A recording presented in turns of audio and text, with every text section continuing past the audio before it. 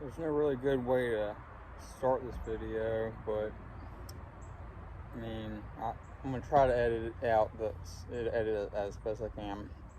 I was thinking about the concept of time and how you never get things back once you finish them. My 10-year high school reunion was 3 days before Christmas, and I had no intention of going. I didn't go to the 5-year because no reason. I just didn't go because I didn't want to. That's reason enough, I guess. Don't have any intention to go in any of them.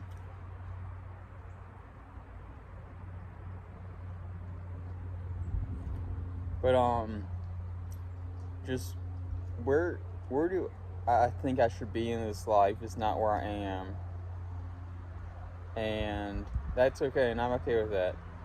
I mean, I'm 29, still living at home, working a job that I can barely pay my parents' rent with, and yeah. But the thing is, this time last year, I was doing the same kind of work, but for a boss that was making me miserable, and she was a boss, not an employer. And if you never had a job and you don't know the difference, you will. And you're just thinking how I'm 29, my parents were older when they had me, and how they're getting up there. And it occurred to me, once they're gone, they're gone. I mean, it wasn't like this relation. I mean, I know concept, but I mean, and I have this privilege of spending extra time with them. I view it as a privilege, but I take it for granted.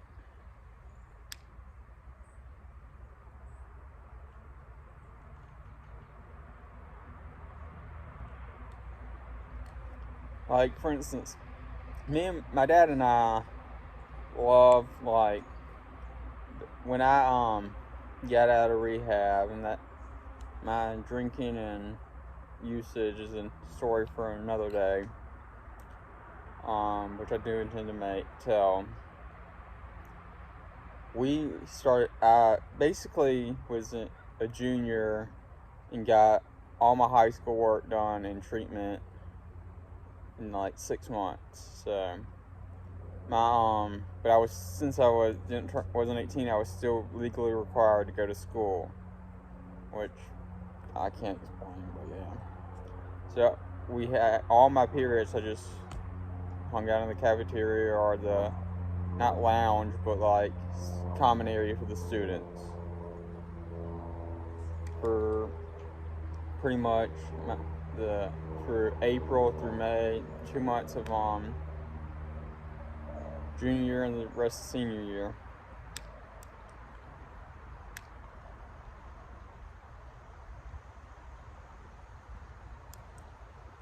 And I feel like I'm rambling a lot without saying anything, and probably am.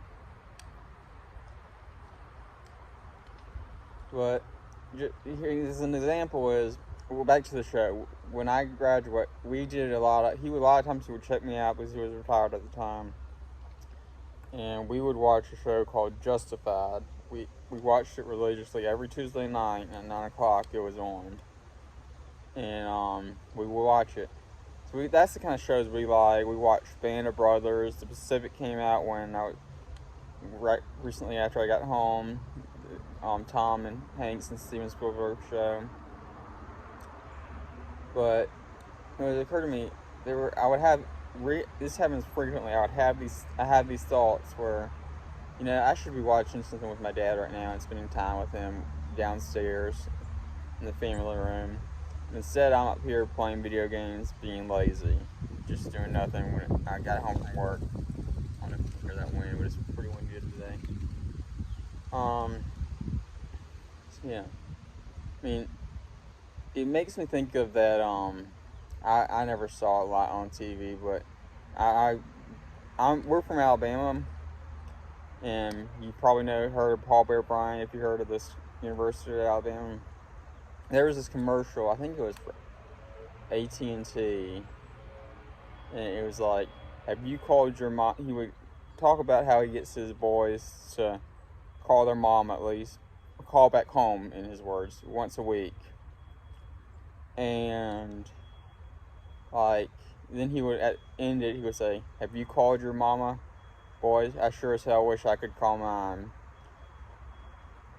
And I know there's going to be a day, when I'm upstairs playing PlayStation, I know there's going to be a day, I can know in my mind there's going to be a day where I wish I spent more time when I was living with them. But I don't take advantage of it.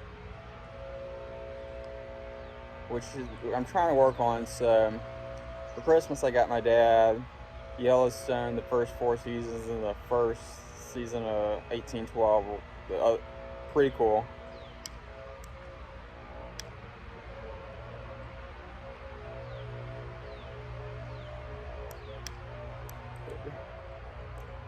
And yeah, just don't respect yourself enough. This is, I just felt like it would be more natural if I just had a subject to talk. But does anyone ever else feel like they're gonna regret the things they didn't do before when they still not do them? It's just weird. This is just me rambling about time. No, just, I don't know.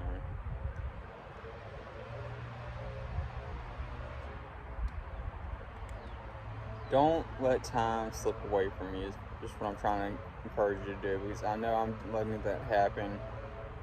And I know there's gonna be a day where I'm looking back, I would have watched 1,000 seasons of a show that I didn't like if it was with my dad. It's weird. I'm talking about him like he's already gone, but spend time with your loved ones. My nieces and nephews, their cousins their cousins. It would be their second cousins. Are all young, and we had a great Christmas. Everyone came over here, and we played Dirty Santa. And we were just, my granddad, finest man, one of the finest men you would ever meet. But when it came to Dirty Santa, he was a asshole. Like, for example, he would steal presents from 2-year-olds when we were like his grandkids when we were playing. I remember one of my cousins, he stole a Barbie from, and she was like 6 years old. It was kind of like the worst reaction you would get. He thought, I'm going to go with the worst reaction I can get. Steal the thing I'm going to get the worst reaction for. I think that's how I kind of thought the game worked. And what made it fun, or not how it worked, but what made it fun for everyone. Yeah. Just live in each moment is what I'm trying to encourage you to do. Not tell you to do. You do what you want to do, but it's America. Do whatever the heck you want to do. But try to live in the moment. Because I'm looking back, I'm realizing this helped my father, because his father lived with us for a long time, and I would just be upstairs playing video games. And looking back, I really wish I could have talked to him about his time in the war, hear his story, how he won the Silver Star, hear how he met his wife, my grandma. And there's things you're going to want to ask, you're going to wonder when they're gone, that you never asked. So, Matthew's son bathed out. He's trying to poop. My dog had surgery, had a place removed from his eye, cancerous place removed from his eye. I don't know if you can hear his collar walking around out here. So he hasn't pooped since surgery, and his 27th, and he had the surgery on Christmas Eve.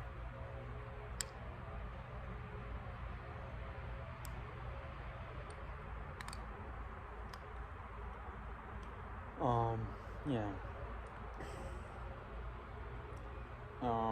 I'll try to have my story with alcoholism. The thing about that video, I've been thinking about telling it. I mean, I know I'm going to tell it. We just want to call it like I thought, well, I can call it battling alcoholism. But if someone goes to search that's not, in my opinion, the best way to treat your alcoholism is to do it. You need help. You're going to need help, but your help may not be the help of the person who, if you search for it, is trying to give you. If that makes sense.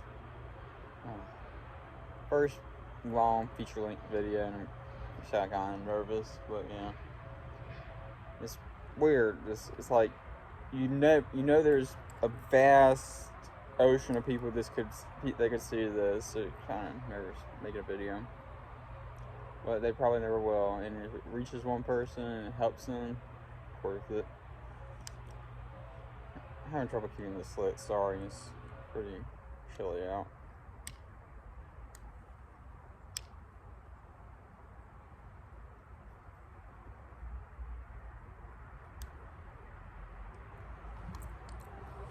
Just in case anyone's wondering, this is what I'm smoking. It is Peppermint Ant Signature Series by George Jensen, and it's not aromatic, which is what I usually smoke. A unique tobacco used rustic and is a heavyweight. It's kind of scribbled out. Tobacco originally smoked by the English settlers over 400 years ago, and now used to spice up the blend and add strength. The earthy notes from the rustic are paired with a Virginia for sweetness, and notes of C something something B I N something something something and balance blend. Dark field fired Kentucky as rustic, yeah. Whatever. And the artwork, just in case any of you pretty people want to know, original artwork by Jacob McKenna. My dog's trying to get upstairs with the horse collar that are Elizabethan collar, about that's twice the size of his body, so I gotta go. I'll see you guys in the next one. Thanks for listening to me ramble.